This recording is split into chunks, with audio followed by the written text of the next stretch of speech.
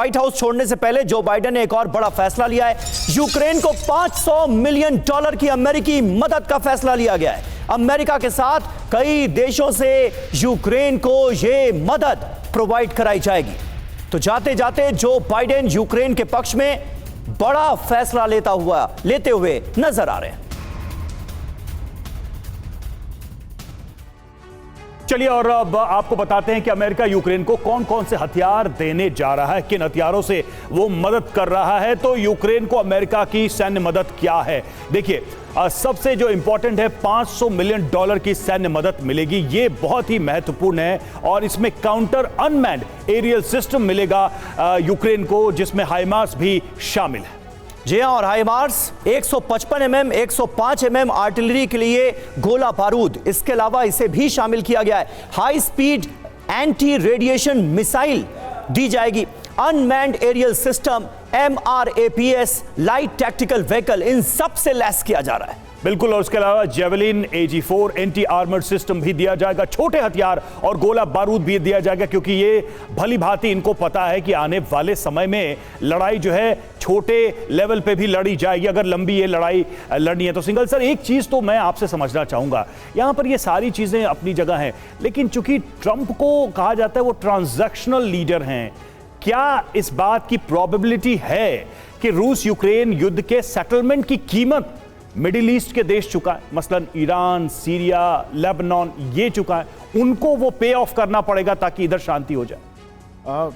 देखिए, एक संभावना है कि जो है यूरोप का जो, क्योंकि ये यूरोप की जो वार है, मेरे विचार से इस वक्त इन यूरोपियन कंट्रीज़ को, पर्टिकुलरली वेस्टर्न कंट्रीज़ को, वो बहुत ज़्यादा इम्पॉर्टेंट है और मिडिल ईस्ट उनके लिए बिट थोड़ा सा फार ऑफ है। तो हो सकता है कि जैसा अभी बात चल रही है, जॉर्डन ने मीटिंग बुलाई है और जिसमें रशिया और चाइना और ईरान को नहीं इनवाइट किया गया है, बाकी जितने भी स्टेक होल्डर हैं उनको इनवाइट किया गया है। तो वहाँ पे कोई स्ट्रेटजी बनने की संभावना, वहाँ पर पॉसिबिलिटी है वो बने। लेकिन प्रेसिडेंट ट्रंप जो ज़्यादा इंटरेस्ट है उनका वो उसमें है कि ये रशिया यूक्रेन वार को रोका जाए। और इसमें जो इसीलिए सॉरी टू इंटरप्ट, इसीलिए मैं ये कह रहा था कि क्या ये कोई कंडीशन रखी जा सकती है कि रूस और चाइना जो है वो मिडिल ईस्ट में जो भी अमेरिका के इंटरेस्ट हैं उसको जो भी रोक रहे हैं, या ईरान को या सीरिया में जो बैकअप दे रहे हैं उससे वो विड्रॉ करें, लेटरल विड्रॉ करें, और इधर अमेरिका जो है यूक्रेन से विड्रॉ कर दे सपोर्ट।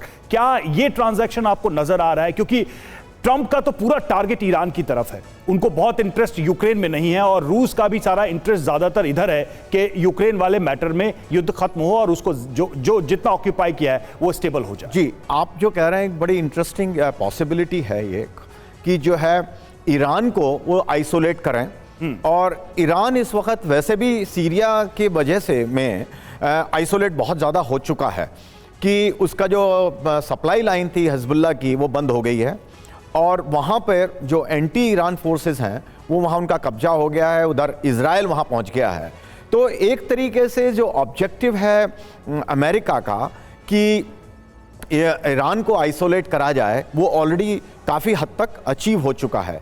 लेकिन जहाँ तक रशिया का सवाल है वो थोड़ा मुश्किल लग रहा है मुझे, क्योंकि सीरिया में हमें याद होगा कि इनके दो बेस हैं, एक तो एयरफोर्स का बेस है और एक नेवी का बेस है रशिया का, वहाँ बहुत बड़ा।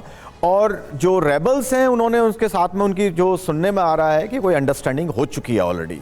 लेकिन जहाँ तक प्रेसिडेंट ट्रंप और रशिया का सवाल है, उनकी आपस में जो चाइना वाला हिसाब नहीं है, उनके काफ़ी आपस में अंडरस्टैंडिंग है।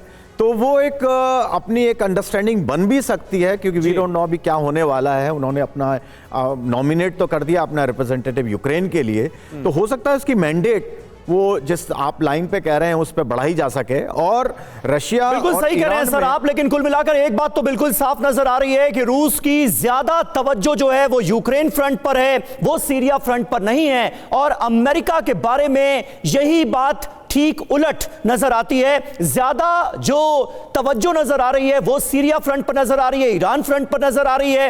रूस यूक्रेन वॉर को खत्म कराने की मंशा के साथ डोनाल्ड ट्रंप आगे बढ़ेंगे, यह बिल्कुल क्लियर नजर आता है। लेकिन ब्रजेश जी, वो एक कहावत है ना कि दिया बुझने से पहले ज्यादा फड़फड़ाता है, तो इस जंग के मद्देनजर भी यह बात कही जा सकती है क्या? ये जो अचानक से इस वॉर में अग्रेशन हमें नजर आ रहा है, क्या इसमें यह उम्मीद की जा सकती है कि अब इस जंग का अंत नजदीक है?